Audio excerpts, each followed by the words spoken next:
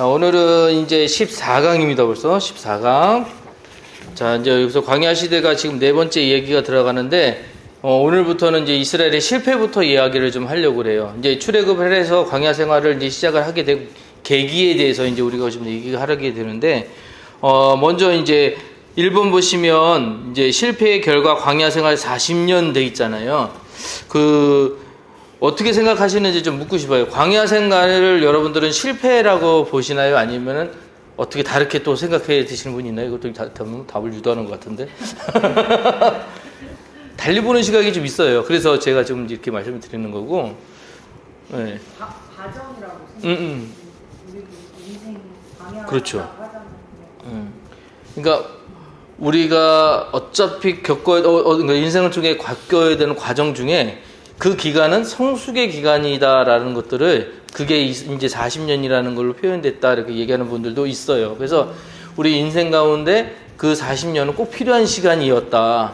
근데 하나님이 그거를 가르쳐 주기 위하여 이제 우리가 먼저 선택을 했다면 그런 걸 못했지만 선악과를 선택하게 하신 것처럼 이것도 또한 선택하게 하신 이유가 될 수 있다. 이제 그러셨지 않을까 하는 그런 의견들도 있습니다. 자, 어쨌든 간에 거기에 이제 보시면 가데스 바네아라는 곳이 이제 나오게 되는데 그 안에 있는 이제 사건들이 민수기 11장부터 12장에 있는 사건들이 이제 거기에 이제 배경이 되는 이야기들입니다. 거기 보면 가데스 바네아라는 곳이 나오는데 가데스라는 지역은 뭐냐면 이 가데스가 거룩한 곳이라는 뜻이에요. 뜻만 가데스만. 근데 거기에 바네아라고 하는 건 뭐냐면 가데스 바네아는 엠미스밭이라고 해서 원래는 사막의 샘, 심판의 샘 이런 샘이라는 뜻이고 그래서 이 가데스 바네아 지역을 통틀어서 거룩한 샘이라는 뜻을 가진 지역입니다. 거룩한 샘. 자, 근데 이 거룩한 샘이라고 불리게 된 이유가 예전부터는 아니었을 거고요. 이렇게 불리게 된 이유가 있겠죠. 이곳에서 하나님이 이스라엘 백성들에게 물을 주셨잖아요. 물을 주시고 이들을 거하게 하셨잖아요. 그래서 이곳에 거룩한 샘이 있었다라는 얘기가 되고요. 자, 그런데 이 이스라엘 백성들이 어쨌든 간에 이곳에 집결해서 여기서 이제 그 정탐꾼을 보내기도 하고 했던 지역이거든요. 자, 근데 이 이스라엘 지역이 아시다시피 거기가 적도 부근에 가까운 그 또 사막 지역이다 보니까 더워요. 엄청나게 더워요. 그 지역가 더운 정도가 어느 정도냐면 40도가 넘는데요. 요새 우리 날씨가 어느 정도 한 35도 되나요? 너무 덥던데 밖에 나오기 너무 힘들잖아요. 그런데 40도 되는 지역이라면 죽으라는 거죠. 엄청 뜨거운 그런 지역인데 그래서 10분만 걸어도 목이 마를 만큼 더위를 이겨내기 힘든 곳이 바로 이곳인데 여기에 이제 200만 명이 여기를 이제 살게 되는 방법들을 이제 배우게 되는 거예요. 그 방법이 바로 그 걷게 하는 성막을 중심으로 성막을 주시잖아요.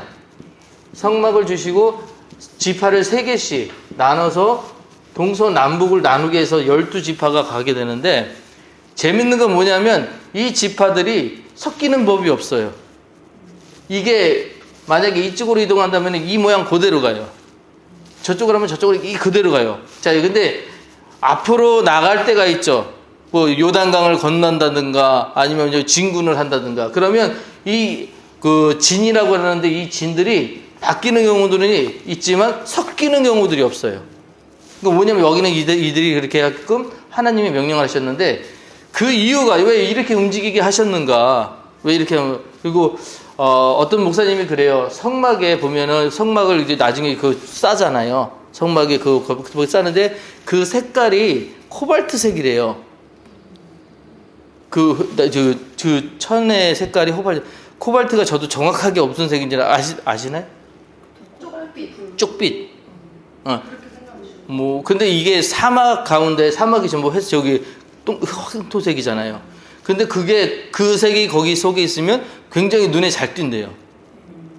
그래서 그 색이 가운데 딱 있을 때 성막이 우리 가운데 있다, 중심에 있다라는 걸 보여주면서 이스라엘 백성들이 만약에 이제 우리가 말할 때는 이대로 움직였다 하지만 어떻게 그 넓은 지역에서 똑같이 움직이겠어요. 가다 막 흔들릴 수도 있고 막 그랬을 거 아니에요? 그럴 때 성막 중심으로 다시 대열을 맞췄다고 얘기를 하더라고요. 그래서 성막은 항상 기준이 되고 그 대열 중심으로 해서 이렇게 움직이는 것들을 얼마나 하겠냐 이걸 40년 동안 하게 된 건데 재밌는 거는 이들이 이렇게 움직이게 된 가가 처음부터 그렇게 시작한 것이 아니고요. 하나님이 이걸 40년 동안 계속 연습을 시키셨다는 거예요. 이거를. 그래서 처음에는 그 연습시키신 방법이 뭐냐? 구름 기둥이 뜨면 이거를 접어서 움직이게끔, 불 기둥이 뜨면 이제 멈추게끔, 이것을 통해서 움직이고 가고들을 계속하면서 가장 자기들한테 효율적으로 움직일 수 있는 방법들을 찾아내는 게 이 방법이라는 거예요. 뭐 이해되시나요? 그렇게 움직이게 해서 이것들을 그 과정을 40년이 돼서 완성을 시키시고 난 이후에 이스라엘 백성들이 이제 이 이야기, 이런 것들을 동행하게 하시면 뭐냐면 가르치신 것은 순종이라는 거죠. 때로는 우리도 그렇잖아요. 성막이 여기 있지만 좀 편한 길로 가다 보면 어떻게 다 편한 길이겠어요? 험한 길이 있으면 나도 피해가고 싶고 빠지고 뭐 그러고 싶었을 거 아니에요. 그런데 그렇지 못하게 이 대형을 항상 마치게끔 순종을 계속 가르치셨다는 거죠. 그 일들을 시키신 것이 하나님의 목적이었다라고 이야기를 합니다. 자, 그런데 이제 이 탐욕의 사건들을 시작들을 하면서 이렇게 이동하던 이스라엘 백성들에게 제일 첫 번째 문제가 됐던 건 먹는 문제였어요. 그래서 일본에 보면 고기에 대한 탐욕이 나와요. 고기 좋아하시죠? 어제 애들 고기 많이 먹었어요? 어제 같이 들어가셨어요? 밤에? 네. 고기 그냥 보니까 8분 정도 들어오셨다고 애들이 그러던데, 어르신들 오셔가지고. 응. 고기였는데 엄청 더운데도 그냥 구워주셨다고 고마워 하더라고요. 네. 그래서 나보고 왜 안 왔냐고 그래서 안 불러서 안 갔다고 그랬다. 농담했는데, 어쨌든 간에 고기 엄청 좋아하잖아요. 근데 이 이스라엘 백성들이 고기 달라고 얘기를 했어요. 제가 누누이 얘기해드리지만 이스라엘 사람들이 고기를 막 먹을 수 있는 사람들은 아니었던 거예요. 노예한테 고기를 줄 때는 힘을 쓰게 하게끔 하기 위해서 고기를 줄 수는 있어요. 하지만 그들에게 배부르게 하기 위해서 무슨 기념물을 챙겨주기 위해서 절대로 그렇게 해서 고기 주지는 않아요. 오히려 더 그들을 박해하고 힘들게 했던 게 애굽 사람들이기 때문에. 근데 이들이 하는 말은 뭐냐면 우리가 고기가마 밑에 앉아 있었다는 거예요. 그러니까 고깃국이라도 얻어 먹을 있었다는 거죠. 근데 그렇게 했었는데 너희가 모세한테 너가 우리를 이렇게 이끌어내서 이렇게 고기도 못 먹게 한다. 그러니까 고기 달라고 하니까 하나님이 이제 이스라엘에게 고기를 주시는데, 자, 그런데 이제 여기에 밑에 보면 그런 얘기 있어요. 모세 같은 사람도 하나님께 이렇게 말합니다. 내가 이들을 잉태했나요? 이 200만이 내 자식입니까? 이거 의역입니다. 왜 나한테 이런 고통을 주십니까? 도저히 못 견디겠으니 나를 죽여주십시오. 그러니까 사람들이 와가지고 고기 내려라 하는데 지금 어떻게 줘요, 사실. 모세가 뭐가 있어서 고기를 줘요. 그리고 제일 첫 번째 했던 말이 그거잖아요. 내가 이들을 잉태했나요? 내 자식입니까? 근데 솔직하게 모세는 시켜서 지금 간 거지 본인이 내가 가겠습니다 한 것도 아니었잖아요. 그러니까 이런 말이 나올 만 했었어요. 근데 이렇게 그래도 그 이스라엘에서 대변해서 중보기도를 하니까 하나님이 고기를 주겠다라고 해서 주신 것이 뭐냐면 이 메추라기 고기를 주시는데, 메추리 고기를 하루 분량이 아니고 일주일 분량도 아니고 한 달 동안 계속 주셨다는 거예요. 고기에 신물이 날 정도로. 그래서 이 메추라기가 어떻게 잡아내는데, 더 바이블이라는 영화, 그 드라마 있어요. 그 드라마 있는데 그게 제가 알기로는 기독교 CBS에서 만든 건지 아니면은 천주교에서 만든 건지 잘 모르겠는데, 거기 보면 조금 실체적으로 옛날 이야기들을 조금씩 보여주는 것들이 있는데, 거기서 이 메추라기가 어떠냐면 진짜 가만히 있으면 후두둑 떨어져요, 바닥에. 그럼 이 사람들이 막 광주리 같은 거 가지면서 이렇게 접어요. 막 이렇게 긁어 모아가지고 메추라기 접는데 얘들이 안 날아가. 거기에 그냥 가만히 있는 거예요. 그래서 막 어떤 사람들은 그거 갖다가 막 해가지고 익혀 먹기도 하고 뭐 이렇게 먹는 모습이 나오는데, 이제 실제적으로 그렇게 고기 달라고 했던 사람들은 고기 못 먹고 죽었어요. 여기 원망했던 사람들, 왜 우리한테 고기 안 주냐 했던 사람들은 고기를 못 먹었고, 실제적으로 나중에 그 다른 사람들이 고기를 먹게 되었지만, 어찌됐든 간에 하나님은 이거를 먹어봐라고 옛다 주신 그런 느낌으로 메추라기를 주시는데, 하나님이 그 주시면서 모세에게 해줬던 말이 뭐냐면 여호와의 손이 짧아졌느냐라고 하세요. 여러분, 이거 되게 중요한 말이에요. 그냥 하시는 말씀이 아니라 우리가 제일 많이 의심하는 거 뭐냐면 이런 거예요. 하나님이 진짜 내 기도 들으실까? 하나님이 정말 날 도와주실까? 이런 얘기 하잖아요. 근데 제일 하지 말아야 될 것이 의심이거든요. 근데 우리가 하나님의 말씀, 하나님의 음성을 들으면서 하신 게 뭐냐면 여호와 손이 정말 날 도울 수 있을까? 하나님이 내 기도 진짜 들어주실까? 하는데 그거 안 된다는 거 가르쳐 주신 거예요. 봐라, 나는 광야에서도 너희한테 메추라기로 고기를 주는 사람이 줄 수 있는 존재가 나야 하고 보여주시는 게 하나님이시라는 거예요. 그래서 이 홍해 끝에 있는 아카바 마을에 바람이 불어서 메추라기 떼들을 날려서 이스라엘 백성들 앞에 떨어뜨려 주셨다는 거예요. 그래서 이들이 고기를 먹고 자랐고 실질적으로 고기 달라고 한 주동자들은 다 처벌해서 고기는 먹지 못했다라고 얘기를 합니다. 자, 근데 이제 그 뒤에 있는 이제 여기 그 목사님이 경험했던 하나의 조그만 에피소드 있는데 어떤 교회에서 이제 그랬대잖아요. 그 교회가 어려워지고 IMF 때문에 어려워지니까 성도들이 내가 내는 헌금 달라고 돌려달라고 그런 일들이 있었다라고 하잖아요. 그래서 헌금 목록에 그런 것들을 내가 기부했던 거 내놔라 뭐 이런 식으로 했다는데 우리가 좀 생각해요. 하나님께 바치는 것과 교회에 드린다고 하는 개념을 좀 바꾸셔야 될 거예요. 저도 가끔 여기 나가보면은 그 아파트 사람들이 아마 아내랑 이렇게 얘기를 하는 저기가 있나 봐요. 근데 좀 친해진 언니들이 있어요. 언니라고 해도 맞나? 친해진 분들이 있어요. 근데 그분들이 제가 목사인 건 아니까 가끔 그러는데 아유 목사인데 돈 많이 벌겠다 그렇게 얘기를 한대요. 그래서 무슨 얘기냐고 그랬더니 우리 교회가 좀 크잖아요. 그 헌금 들어오는 게 다 제 돈인 줄 알아요. 네, 그래가지고 이런 이 정도 사이즈면은 되게 많이 벌겠다 얘기를 하셔가지고 저도 그랬으면 좋겠다고 생각을 하는데 오해를 많이들 하시더라고요. 그러니까 저희는 봉급을 받지 않아요. 저희는 월급을 안 받아요. 저희는 사례를 받아요. 네, 그 사례는 교회가 책정을 하거든요. 근데 그 차이를 모르시니까 어느 정도 저희가 연수가 쌓이고 뭐가 하면은 저희도 이렇게 받는 줄 아시는데 아니요, 저희는 일조적으로 사례를 받는 사람들이고 교회 돈은 저희가 아니라는 걸 미리 말씀드리면서 오해가 있는데 교회가 돈을 갖는다 그러면 목사가 갖는다고 생각하는데 그렇지 않아요. 어쨌든 간에 교회에다가 맡기는 건 교회에 드리는 게 아니고 하나님께 바치는 거잖아요. 그거는 내가 임의를 쓸 수 있는 부분이 아니라는 것들을 아셔야 돼요. 그 다음에 이제 미리암이라는 분의 이제 반역이 나오는데 미리암이 누구냐면 모세의 누이잖아요. 근데 이 누이가 왜 반역을 했냐면 누이랑 이제 모세랑 나이 차이가 좀 있는 거 아시죠? 그러니까 모세가 어떻게 커왔는지를 다 보았던 사람인데 모세가 물론 그 공주 밑에서 배우고 잘 자라긴 했지만 미리암이 보기에는 그는 어리고 부족한 사람인 거를 늘 눈에 보이는 그게 보였던 거예요. 그런데 이 모세가 민족의 지도자라고 해서 자꾸 앞서서 뭔가 결정하고 할 때 아마 옆에서 사람들도 아마 그랬을 거예요. 아, 미리암 네가 이런 것 좀 이제 모세한테 얘기해줘. 이런 것 좀 해줘. 이렇게 얘기했었을 거예요. 그러니까 미리암이 나서 얘기를 해주면 모세가 그것들을 잘 받아줬냐? 그렇지 않았어요. 모세는 기도의 사람이기 때문에 기도하다 하나님이 아니다 그러면은 그 일들에 대해서 막기도 하고 그러다 보니 미리암이랑 이 관계가 안 좋아졌던 거죠. 나중에 보시면 알겠지만 고라 자손이 나오기로 하는데 이 미리암이 반역을 일으키게 되는데 그 반역이 뭐냐? 어떤 이유였냐? 사실은 이 모세의 잘못 때문에 모세의 잘못을 지적했어요. 틀린 게 아니거든요. 잘못을 지적했는데 근데 그 문제가 여기에서 굉장히 크게 부각이 된다는 걸 한번 보셔야 돼요. 왜 그게 부각이 되는지. 자, 이 목사님은 그렇게 보셨더라고요. 이 미리암을 원수는 가장 가까운 사이에서 나옵니다. 그러면서 누이를 갖다가 이제 그 적으로 만들어서 이렇게 얘기를 하시는데 사실 누나 입장에서는 되게 옳은 얘기를 했어요. 모세가 구수 여자를 취했습니다. 이거는 말이 안 되는 일이었어요. 유대인들한테는 다른 어떤 혈통과 섞이는 것이 절대 안 되는 일이에요. 그런데 모세가 구수 여자를 취했는데 구수라고 하는 지역은 지금의 에티오피아입니다. 그러니까 아마 이 어휘자분도 흑인이었을 거예요. 근데 그러면 이 유대인 입장에서 굉장히 달라지는 게 뭐냐면 이제 부인이 흑인이니까 혈통이 섞이면 다른 이제 그거 뭐라고 그럴까요? 그 혼혈이 나오잖아요. 이것들은 굉장히 안 좋은 일이었거든요.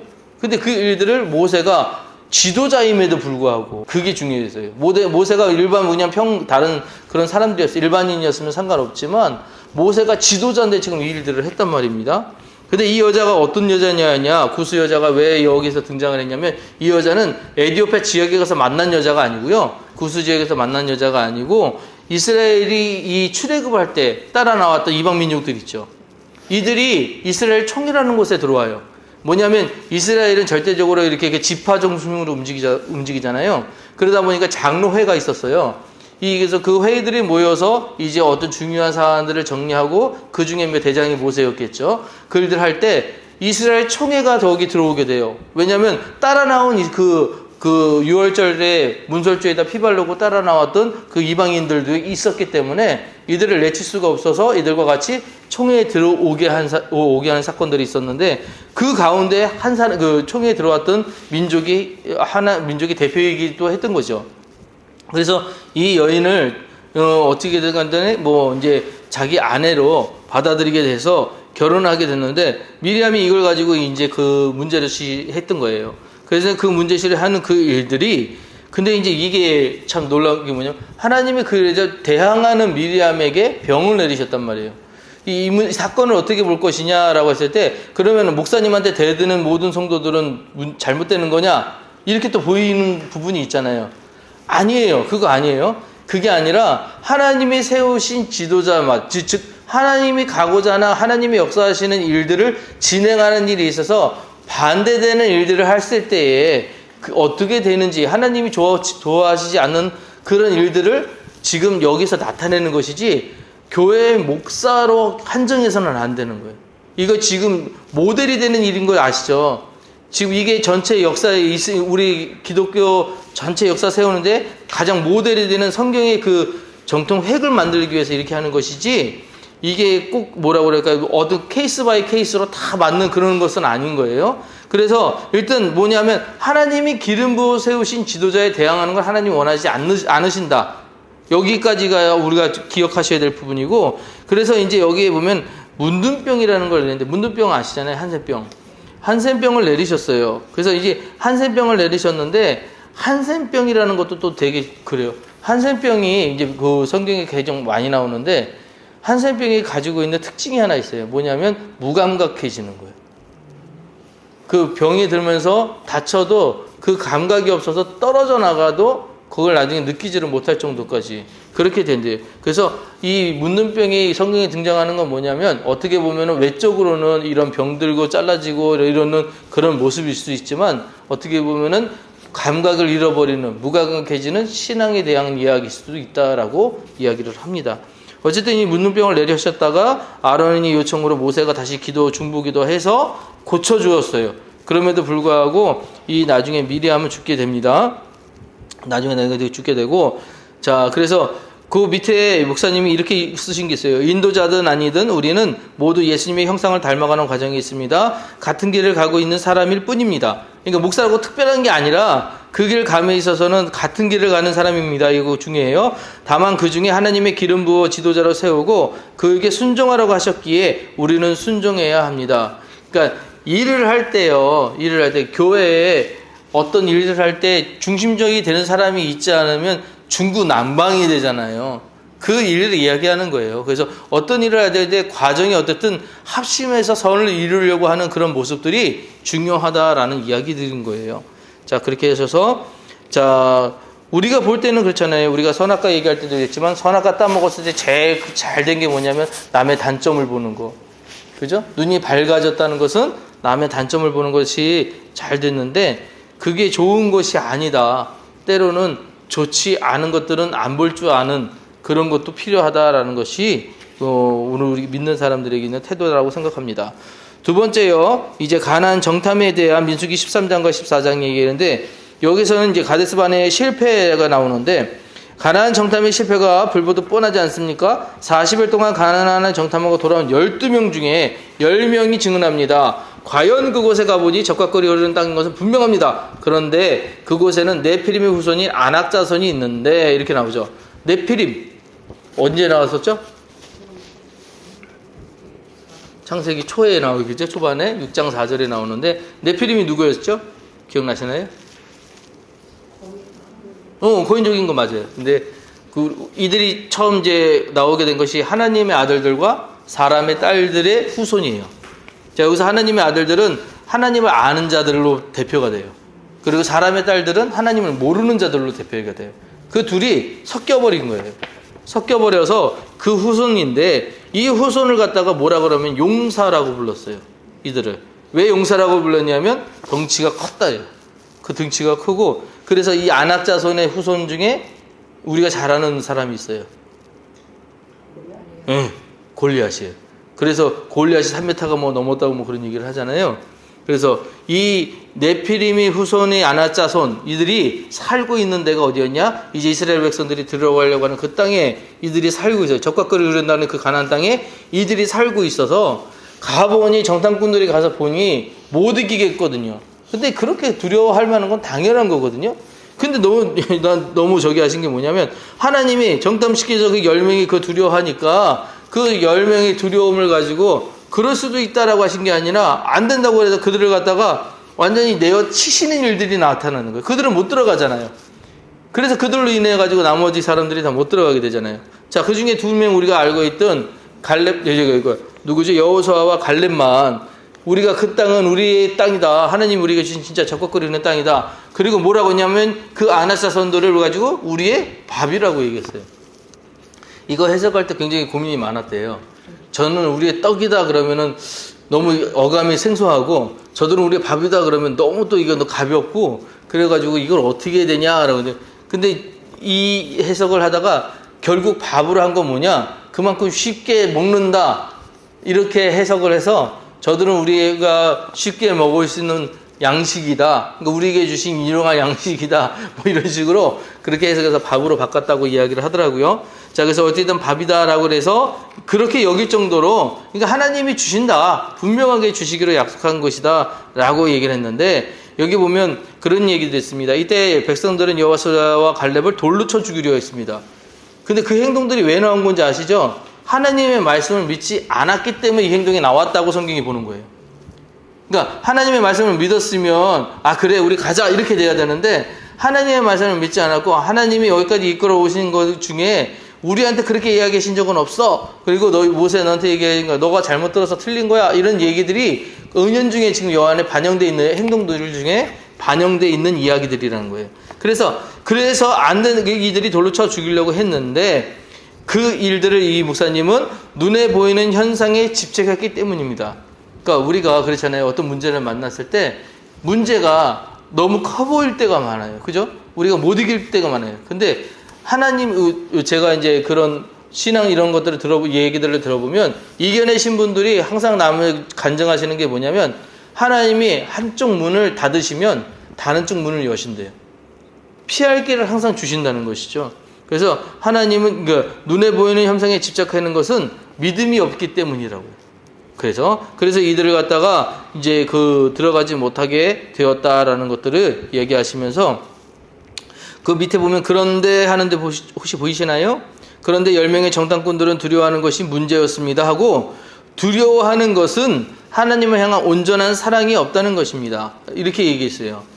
사랑한다라는 의미에 대해서 사랑은 퍼센트가 아닌 거 아시죠? 퍼센트. 그러니까 사랑은 난 너 몇 프로 사랑해 이거 안 되잖아요.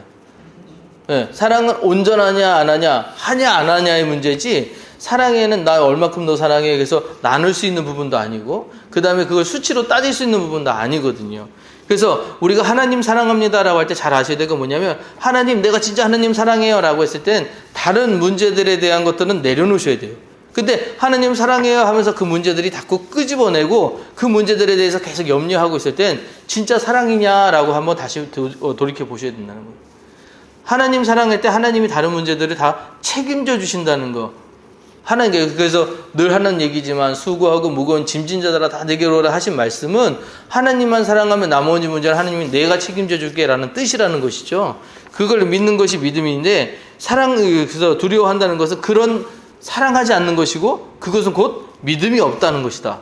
그래서 그 사람들은 그 가나안 땅에 들어가기에 적합하지 못했던 사람들이다. 그래서 구별되었다. 이 이야기예요. 자, 이해되시죠?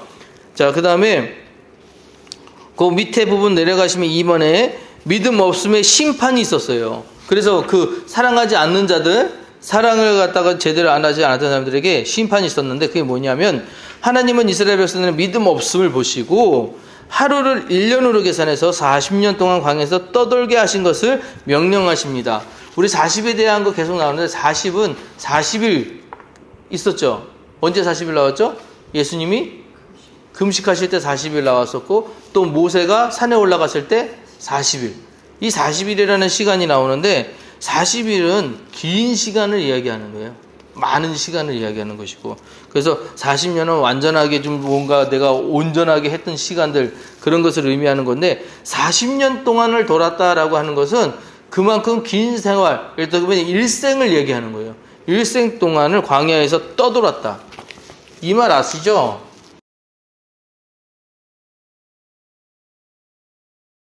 유리하다. 유리하다가 무슨 말씀인지 알죠? 유리는 목적을 잃고 계속해서 이렇게 방황하는 걸 의미해요. 이렇게 돌아다니는 거. 결국 못 찾아요. 이게 유리하다거든요. 근데 이렇게 유리하게 되는 이유가 뭐냐면은 목적이 없기 때문에 그래요. 가기는 가는데 계속 그냥 어디를 가야 될지 몰랐을 때. 이런 유리하는 일들을 우리가 일생 동안 해요, 사실은. 그래서 우리가 계속해서 제일 먼저 해야 되는 건 뭐냐면 오리엔테이션이요. 방향 잡는 거예요.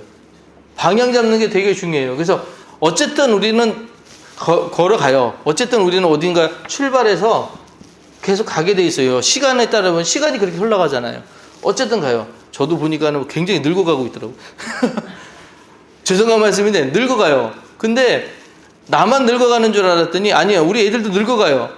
그래서 어느 점에 가면 그게 끝이라는 것이 분명히 있거든요. 근데 이 끝을 모르고 하는 사람들에게는 이 시간이 너무 허무한 거예요. 뭘 해야 될지 모르고 어려워요. 그러니까 그게 우리 인생을 갖다 그래서 표현할 때 유리하다라고 표현을 해요. 근데 이 유리함성이 진짜 중요한 건 뭐냐? 방향 잡는 거, 오리엔테이션.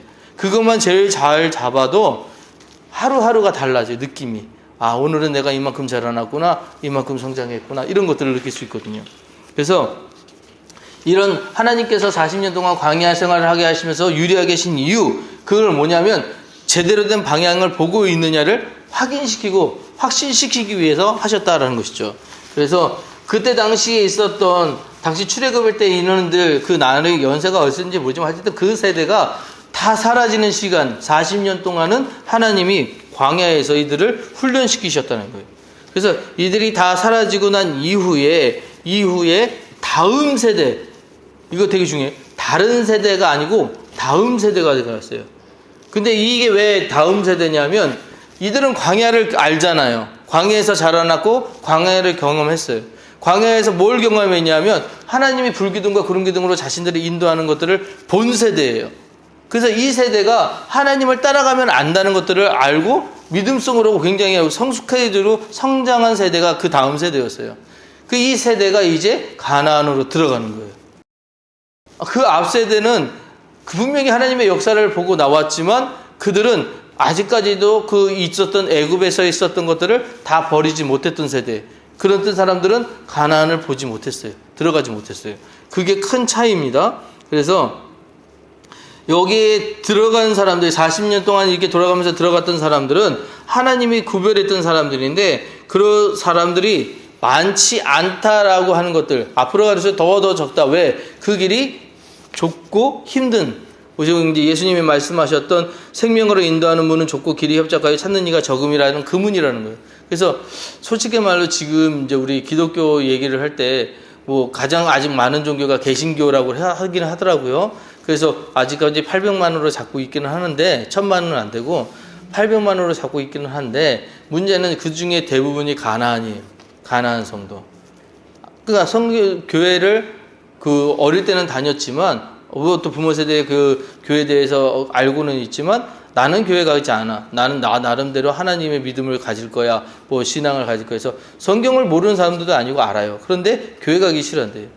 근데 정말 죄송한 말씀이지만 혼자 신앙생활하고 한다는 것들이 소중하고 중요할 때도 있어요. 근데 이런 교회라는 곳에서 어떤 이런 공동체를 통해서 서로 그런 것들을 나누지 않으면 반쪽짜리가 되기가 되게 쉬워요. 되게요. 그래서 교회라는 것은 제가 뭐 지난번에 말씀드린 교회는 병원이라니까요. 아픈 사람들이 와가지고 고쳐져서 나가는 곳이에요. 그러니까 연약한 사람들이 여기 와서 내 믿음이 어느 정도인지 확인해 볼 수도 있고요. 믿음 좋은 사람들은 그걸 또 베풀 수도 있고요. 그게 교회라는 곳이거든요. 근데 그것들을 안 하려고 하는 사람들이 많아요. 지금 더 많아지는 건 아시겠지만 코로나 이후로 되게 많아졌잖아요. 이따가 제가 마지막에 한 번 더 말씀드리면 준비된 예배가 굉장히 중요한데 그 준비라는 단어에 대해서 많이들 중요하게 생각하지 않는 것 같아요. 자, 어쨌든 간에 이제 광야 생활로 한번 얘기를 넘어가 볼게요. 광야 생활에 고라라는 당이 나왔어요. 고라. 근데 당 짓지 말라고 분명히 하나님이 명령하셨거든요. 이제는 이스라엘 백성들에게는 그 지파가 나눠지고 이제 그 모세 하나님이 이끌어 가시는 것들을 다 아는 사람들이기 때문에 특별하게 자기들이 당을 만들 필요가 없어요. 만들면 안 돼요. 근데 당을 지어가지고 하나님한테 대적하려고 들었단 말이에요. 그래서 이제 가네스 바네에서 시험에 불합격을 판정 이스라엘 백성들이 40년 동안 광야 생활에 불평만 하면서 보냈는데 그들 중에서 레위의 족속이라는 사람들이 되죠. 자, 레위 족속이요. 뭐 하는 사람들이죠? 예. 성막을 지키는 사람들, 제사를 지내는 사람들인데 이 사람들이 성막을 지키게 된 이유가 있었어요. 기억나시나요? 뭐죠?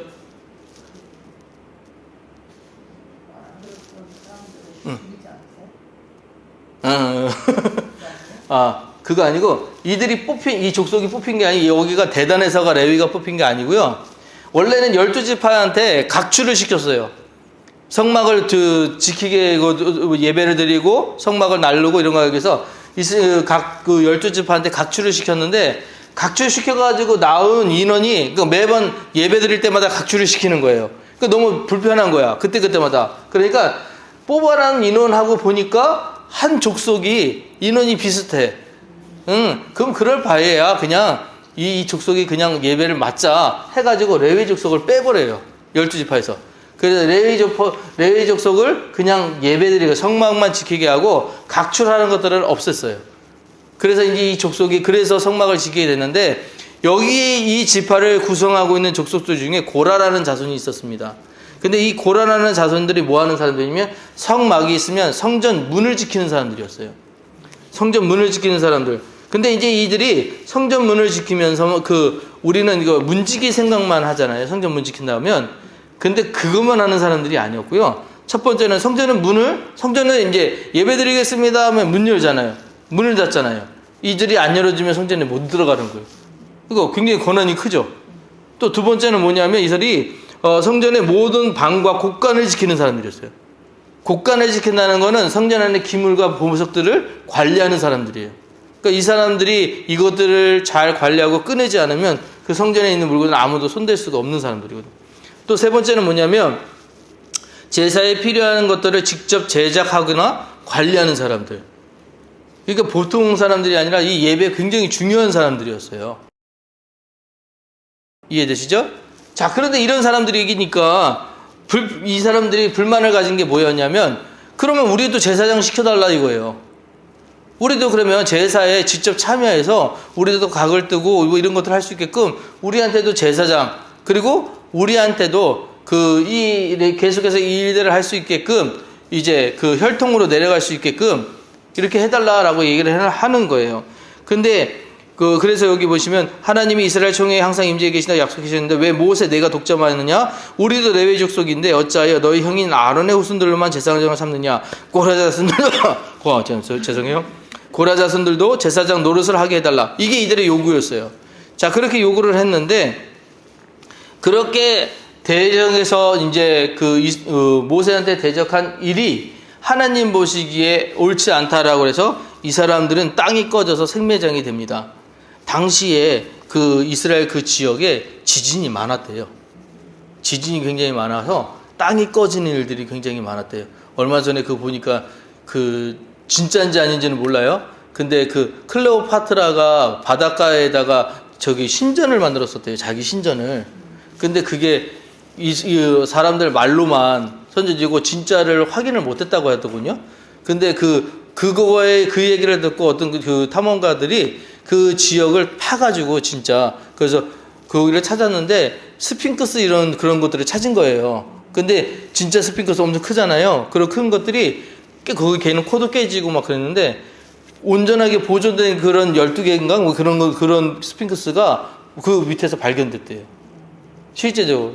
근데 그러면 왜 거기 들어가 있느냐? 바닷가로 들어갔느냐라고 얘기했더니 지진이 여기가 되게 불안정한 지역이어서 땅들이 꺼지는 일들이 많았다는 거죠. 이게 지어놓으니까 그 밑으로 빠져들어서 그런 일들이 있었다는데 근데 그 일들과 진짜인지 아닌지는 모르겠지만 성경에는 그 일들이 지금 나타나는 게 뭐냐면 이 고라 자손들이 할 때 하나님한테 반역하니까 하나님이 이들을 처단하신 방법이 뭐냐면 땅이 꺼졌어요. 그래서 생매장이 됐어요.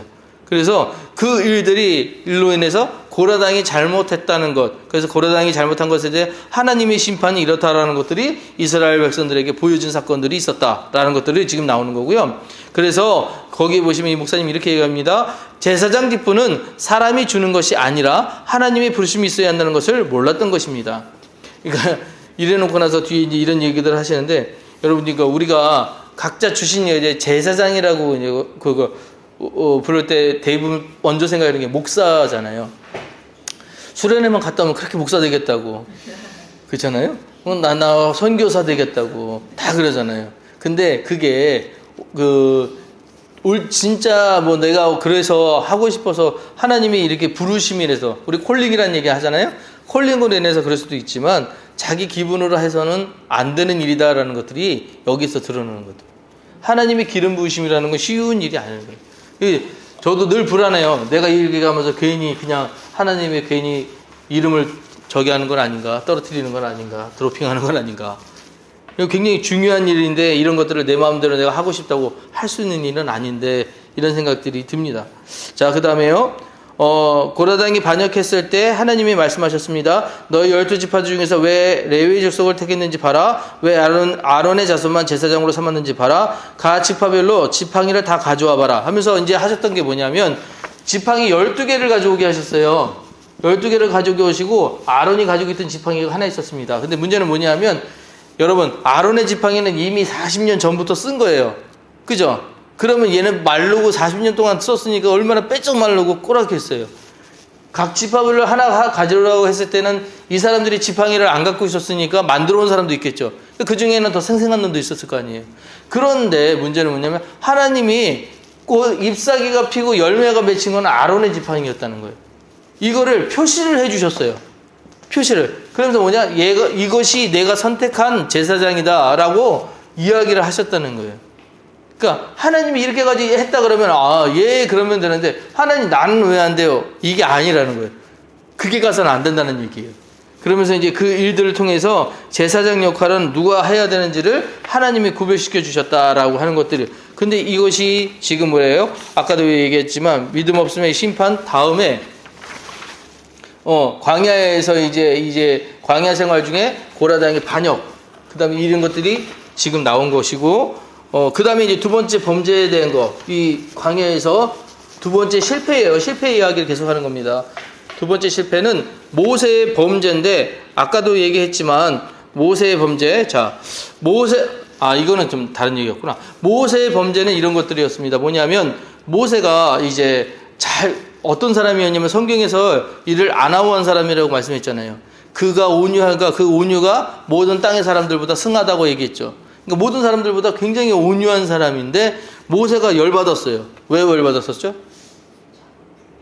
불평불만하고 물 달라고 그래서, 그죠? 물 달라고 해서 했을 때, 뭔가 이것도 그래요. 모세가 물 달라고 해가지고 주는데, 내가 너희들을 위해서 물을 내냐 하면서 반석을 2번 쳤거든요.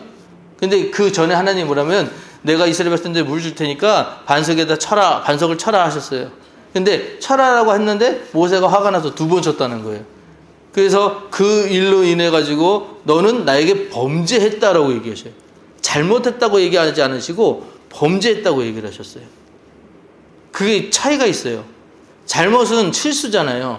실수는 할 수 있어요, 우리가. 근데 범죄했다는 건 뭐냐면, 정말 그 일들이 내가 했다고 생각했었던 거예요. 그러니까 모세가 제일 잘못했던 게 뭐냐면, 본인이 지도자잖아요. 그러니까 하나님이 자기를 통해서 어떤 역사가 계속 일어났거든요. 그러니까 어떻게 보면 사람들이 모세 감사합니다, 감사합니다 이런 거예요. 그러니까 그 감사가 자기로 인해서 자기가 그 일들을 한 걸로 우쭐대게 만들었던 것이죠. 이해되시죠? 그러다 보니까 뭐라고 얘기했냐면, 내가 반석을 쳐서 물을 내랴 이렇게 해요. 그러니까 본인의 능력이 아닌데도 네가 쳐서 너한테 물 줄까? 이런 식으로 얘기를 했던 거예요. 그게 하나님 보시기에 이건 아닌데 하면서 굉장히 불쾌하게 하셨던 거예요. 근데 이 일로 인해서 결국은 모세가 가나안 땅에 들어가지 못하는 일들이 생겼다는 거예요.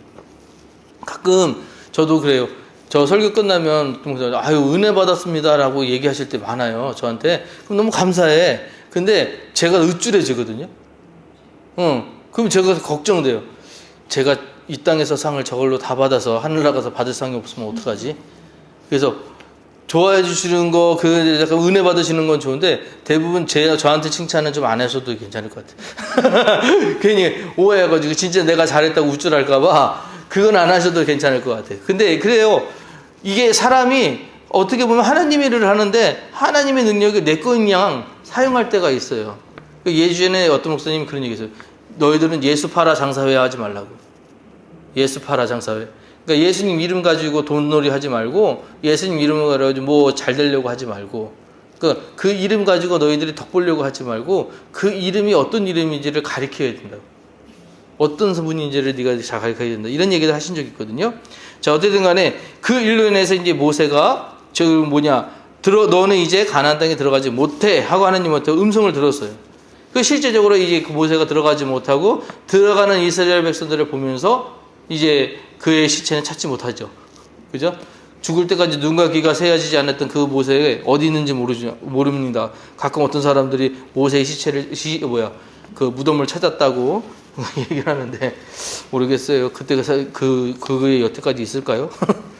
자, 그 다음에 3번. 에돔의 통과 거부. 자, 에돔이라는 족속 나오는데 에돔이 누군지는 아실 거예요. 에서의 후예들이고요. 에돔이라는 뜻은 불다라는 뜻입니다. 자, 근데 이들이 그러니까 이들이 막았잖아요. 근데 왜 일로 지금 돌아가게 됐느냐? 그 일들을 좀 아셔야 될 거예요. 우리 그때 얘기했던 거 이거 기억나시죠?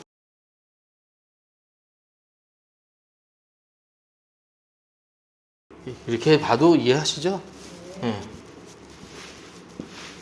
더 위에 있는데 어쨌든 지금 원래는 여기서 나와서 이렇게 가면 여기가 지금 가나안이잖아요. 이렇게 가면 되거든요. 여기까지가 14일 거리예요. 이렇게 가면 되는데 일로도 안 보내셨어. 일리 보내셔가지고 여기 계속 돌고 있는 상황이거든요. 일로 돌다가 좀 더 편하게 이렇게 올라가면 돼요. 근데 여기에 에돔이 있어요. 여기에 에돔이 있어서 여기를 못 가게 하는 거예요. 자, 근데 왜 일로 가려고 했느냐, 이스라엘 백성들이. 여기부터 여기까지가 이 지중해를 따라서 계속해서 무역로입니다. 이 무역로를 왕의 대로라고 불렀어요. 이 무역로에는 굉장히 길이 잘 닦여 있습니다. 그러다 보니까 가기가 편해. 그런데 그 길을 가려고 여기로만 올라갔으면 그만 가는 길이잖아요. 근데 거기를 못 가게 에돔이 여기서 막아버리니까 이제 이 사람들이 이제 거기도 못 가고 갈팡질팡한 상황입니다. 자, 근데 왜 에돔을 그러면은 저기처럼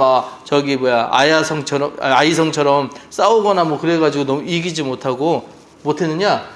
에돔 족속이 엄청 싸움을 잘하는 족속이었어요. 그리고 이스라엘군들은 아무리 광야에서 자기들이 오랫동안 그 훈련을 받았다고 했지만 아직까지도 걔들은 노예 신분이고 그렇지 못한 전쟁에는 굉장히 약한 사람들이거든요. 그래서 이 가봤자 질 거 있을 뻔하니까 그 으름장에 겁나서 못 가는 거예요.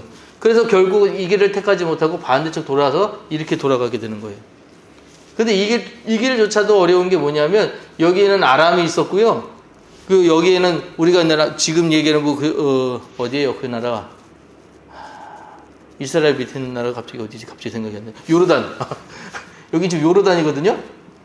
요르단이 암몬과 갑자기 어디 생각이 안 나. 암몬 족속하고 암몬하고 모압 족속이 섞인 나라가 요르단이에요. 근데 암몬과 또 모압은 또 누구의 후손이에요? 응?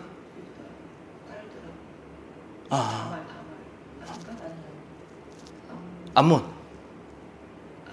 더 올라가야 돼. 룻이 자기 딸들과 해서 낳은 족속들이잖아요. 그래서 이 사람들은 완전 이방인들이거든요.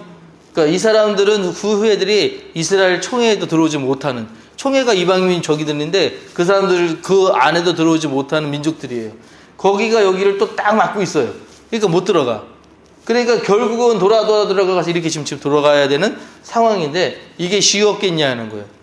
저도 이제 요르단 이스라엘 지난번에 한번 가봤지만 그냥 광야예요. 진짜 아무것도 없어. 거기를 가는데 그냥 조금만 걸어도 땀이 그렇게 삐질삐질 나는 그 지역을 40년 동안 돌고도 결국 못 들어가고 또 돌아가야 되는 상황이 되면은 아마 불평이 안 나올 수 없었을 거예요. 그래서 그런 불평이 나오니까 이제 아무래도 이제 그 모세한테 대항하고 그런 일들이 아마 자연스럽지 않았을까. 그런데 그 자연스러움은 하나님이 안 된다라고 지금 가르치시는 거예요. 계속해서 지금 안 된다라고 얘기하는 거예요. 자, 그래서 여기를 들어가지 못하게 해서 이제 어디까지 가게 되냐. 이 위로가 이제 지금 시리아, 옛날에는 수리아라고 부르는 지금 이 지역까지 지금 올라가게 된 거예요. 여기가 바로 거기 아람이라고 하는 데가 바로 그 수리아거든요.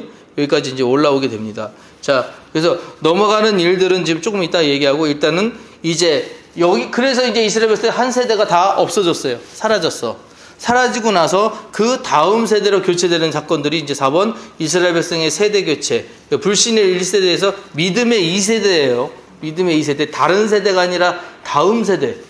다음 세대예요. 다음 세대가 된 사람들. 자, 이 사람들이 이제 겪어내는 게 뭐냐면 이제 광야에서 아직 좀 끝나지 않은 마지막 또 하나의 일들이 뭐냐면 불뱀 사건을 우리가 기억을 하셔야 돼요. 불뱀. 자, 그래서 여기 보면 이제 불뱀이 나오는데 이 불뱀이 어떤 뱀이냐 뭐 이렇게 나오는데 이 목사님은 코브라로 봤더라고요.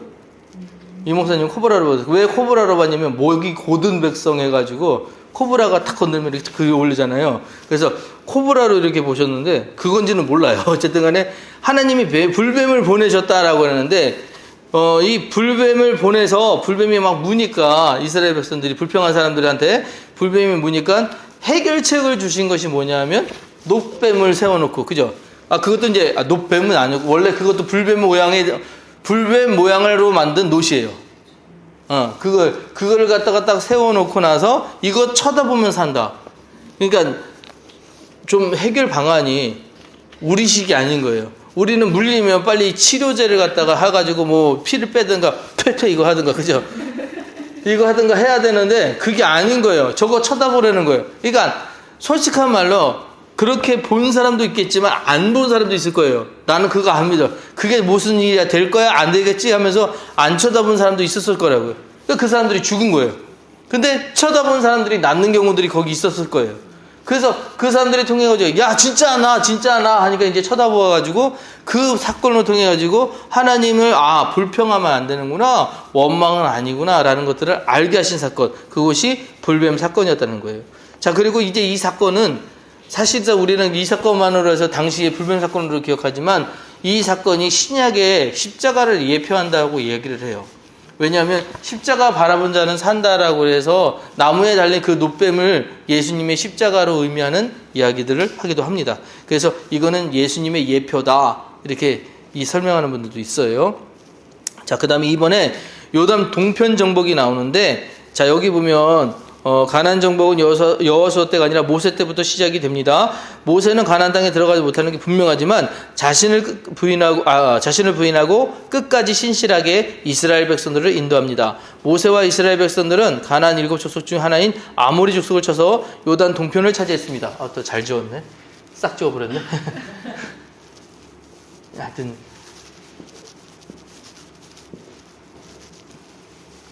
이제 뭐 이 정도. 그러니까 지금 여기에요. 여기까지 이스라엘 백성들이 올라왔어요.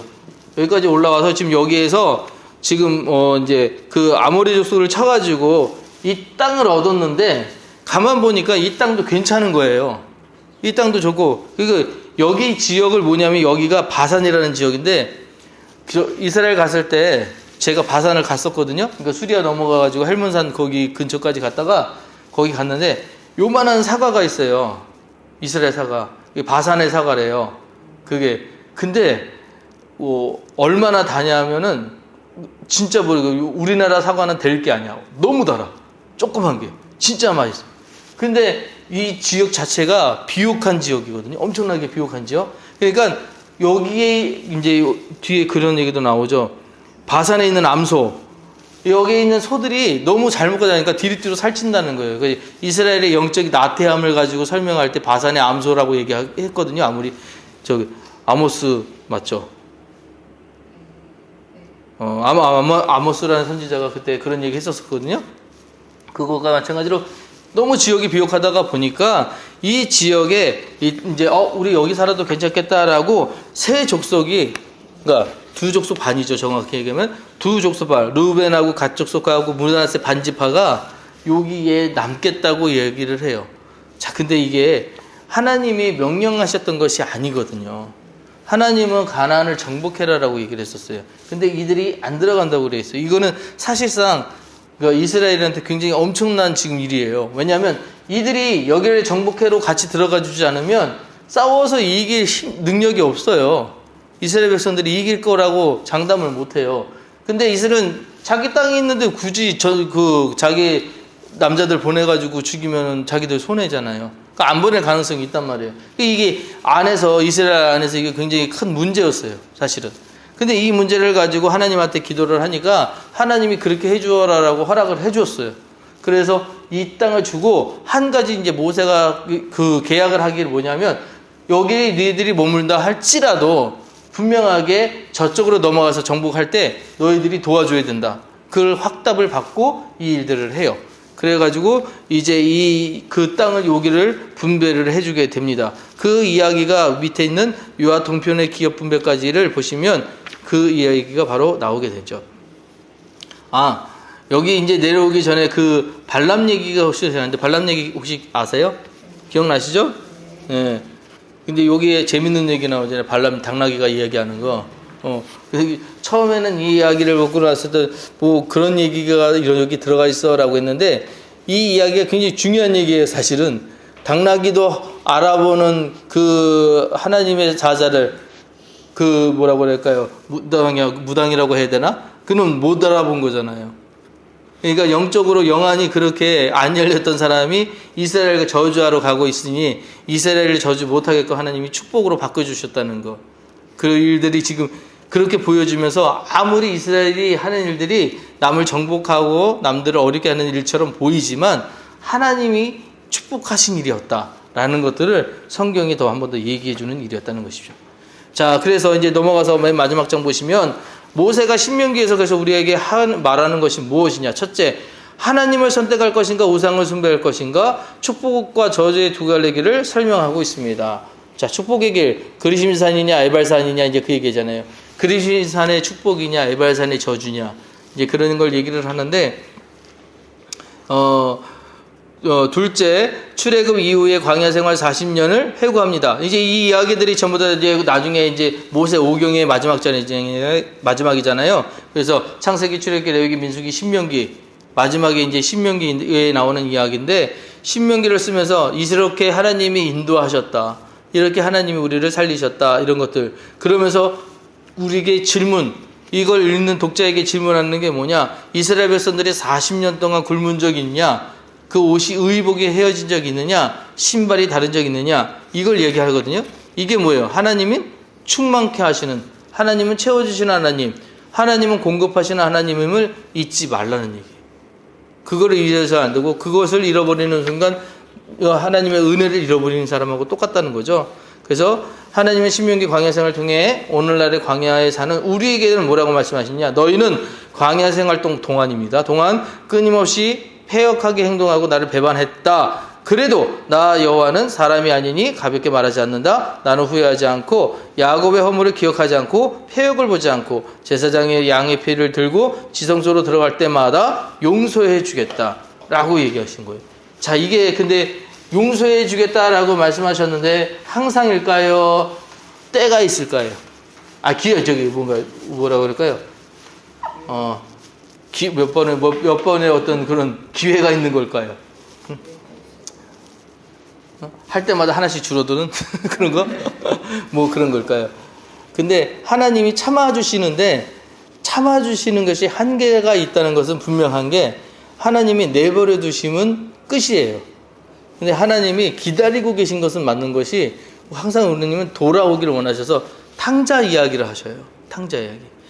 그래서 우리는 탕자의 이야기로 하지만 그거는 아버지의 이야기래요. 탕자 아버지의 이야기. 그 주제의 그 주인공은 아버지라는 거죠.